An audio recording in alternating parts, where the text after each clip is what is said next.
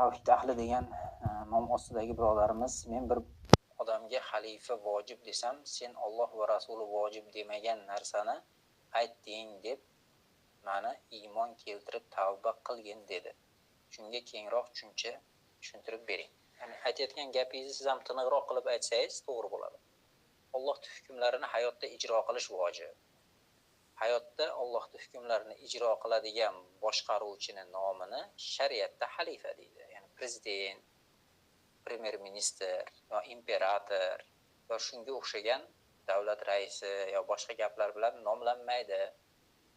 Islomda shariat hukmlari bilan insonlarni boshqarish va odamlarni bo'ysundirib mana shariat hukmlarini ustuvor qo'yadigan odamni, ya'ni bay'at oladigan odamni payg'ambarimiz xalifa deb belgilaganlar. Alloh taolo xalifa deb belgilagan.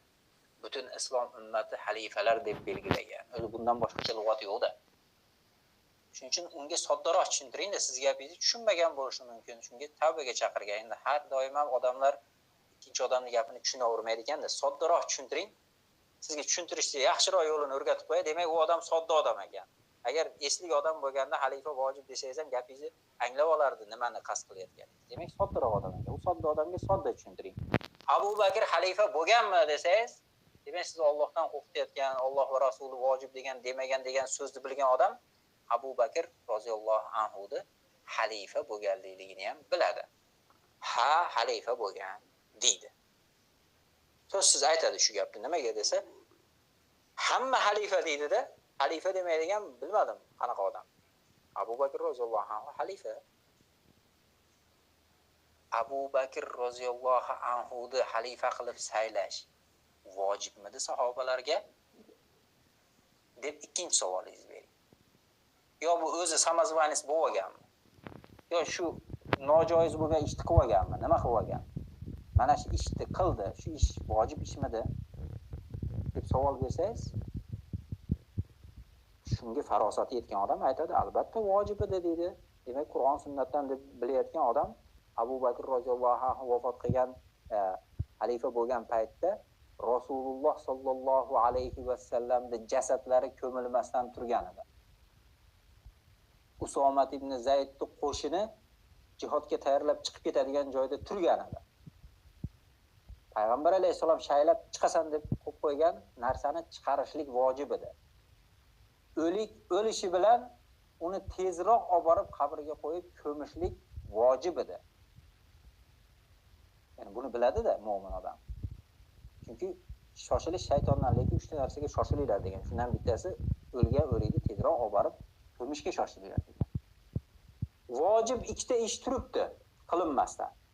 Nimaga desa, 3-vojib ish, bu ikkala vojib ishdan muhimligi uchun hamma Alloh Qur'onda maqtagan sahobalar band.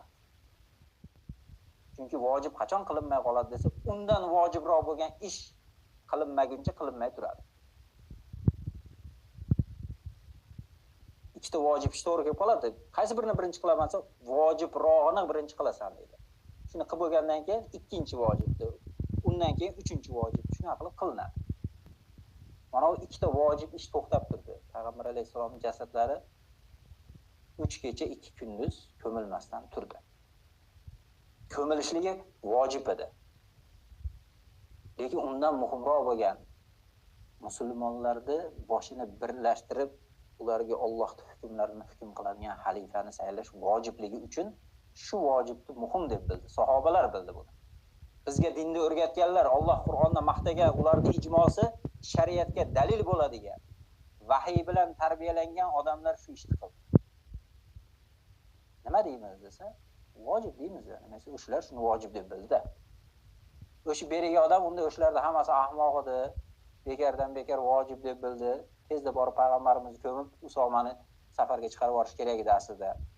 Keyin o'tirib olib xalifalik qilsa ham bo'lar edi desa, o'zini odam bo'ladi. Dindan anchalik uzoq bo'lgan dinni tushunmaydigan odam bo'ladi. Bu odamga emas, agar Qur'onda sunnatda bor yo'q deyish bu odamga emas, demak dindan o'ta uzoq bir johil shunaqa deydi. Lekin dindan ozgina xabari bo'lsa, o'sha vojib deyotgan hukmni nimaligini bilsa, bitta xalifani saylash musulmonlarga vojibligini, buni oddiy sodda har bir musulmon biladi buni.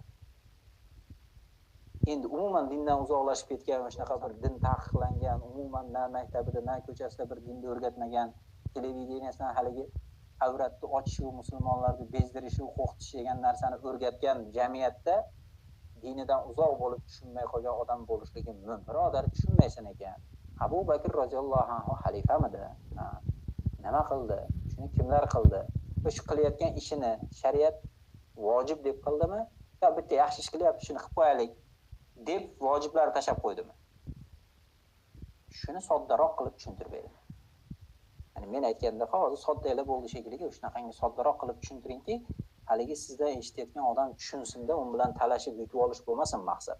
Shu odam tushunib, ertaga vojib emas amallarning ustida bosh qotirsin.